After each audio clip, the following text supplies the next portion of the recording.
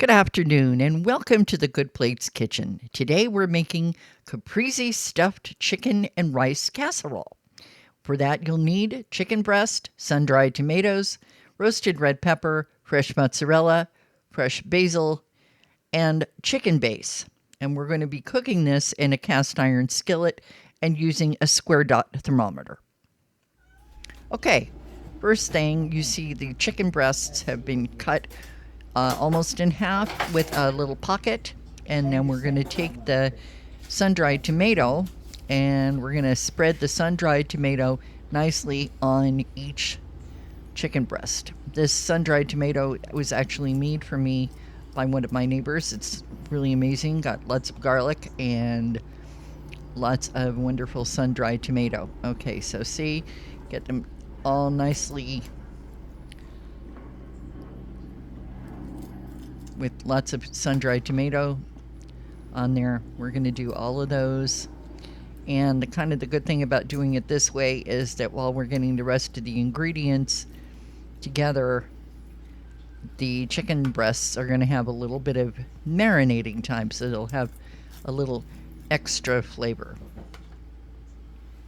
If you don't have a nice neighbor like I do, of course, you can use regular sun-dried tomatoes that have been marinated in olive oil and just finely chop them up until they're about that kind of consistency. Okay, let's set these aside and get started with the other things. First thing we have here is a ball of fresh mozzarella.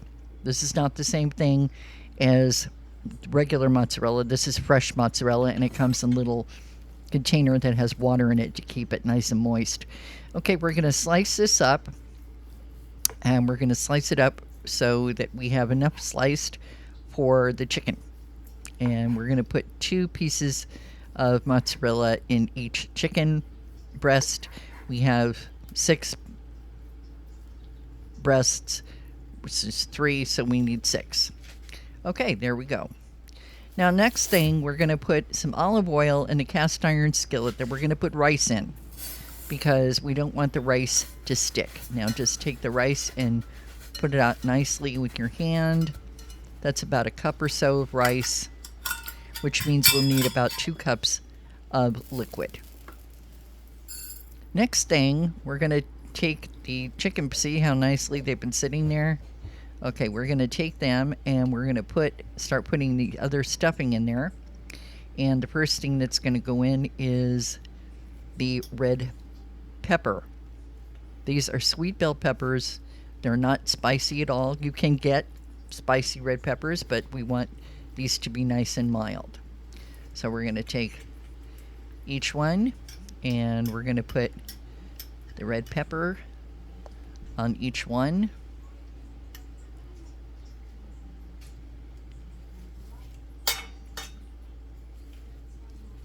There we go. Oh, there's one more. You're going to put on the last one. Fish them out.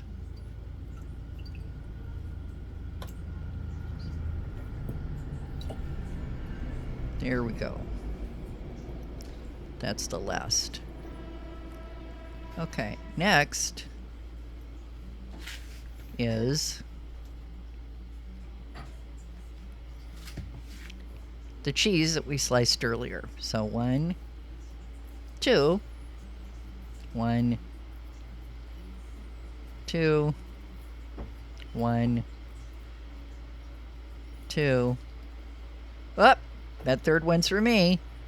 Yum, yum, yum.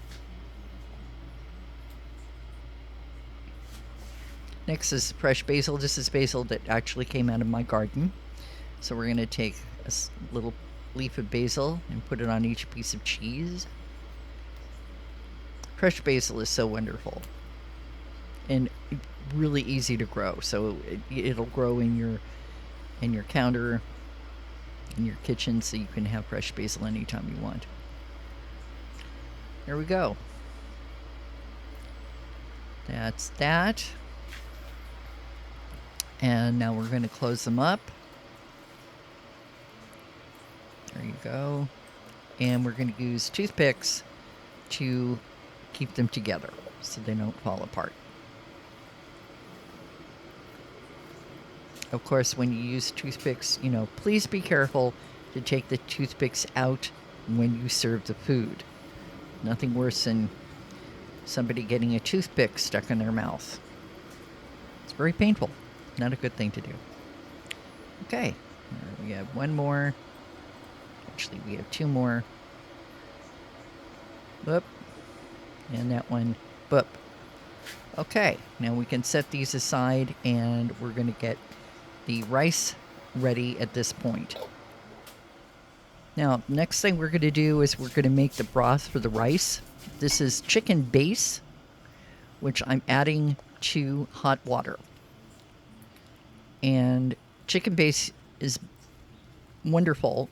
You just have to make sure that it's really, really well stirred in there so there isn't leftover chicken base on the bottom. I usually stir it with a spoon, and then I have a very small whisk that I get the rest of it with. We'll see that in a second. I'm going to pick it up and use it. There we go, a little tiny whisk. And that's that. That's all nicely mixed together. And now we're going to take that, and here's our rice.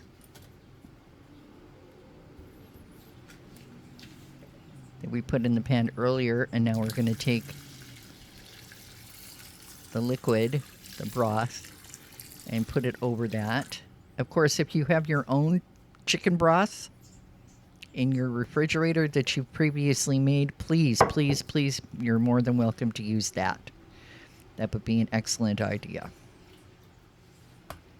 Now we're going to start putting the chicken in. There, 1, 2, look how pretty that is. And here goes the third one. And we're adding the rest of the broth in there. Completely cover the rice. And then we're going to sprinkle some freshly cracked black pepper on top for flavor. And the last thing we're going to do, we're going to add, these are whole Brussels sprouts. If you want to, you can cut them in half. We kept them whole.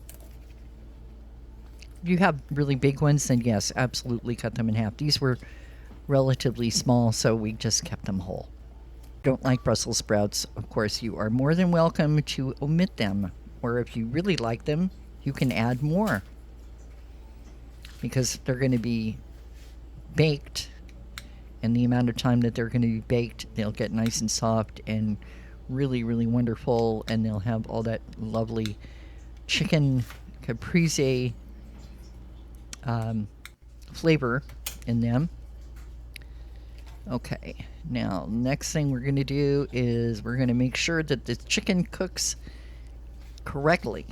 And as you know, chicken that is underdone is rather dangerous. So we're going to use a probe thermometer. This is a probe thermometer from Square Dot, from ThermoWorks. It's called a Square Dot, and it's great because you can put the probe in and then set the temperature. We're going to set the temperature for 160. And that way, there's an alarm that goes off when it gets the correct temperature. As you can see right now, the inside of that chicken is 46 degrees Fahrenheit.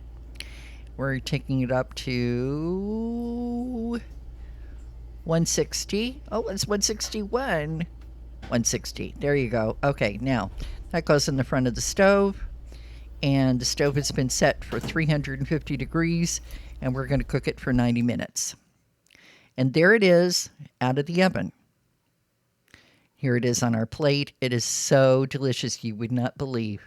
Okay, see you next time. Thank you for watching. Please subscribe. See you next time on The Good Plate. Bye-bye.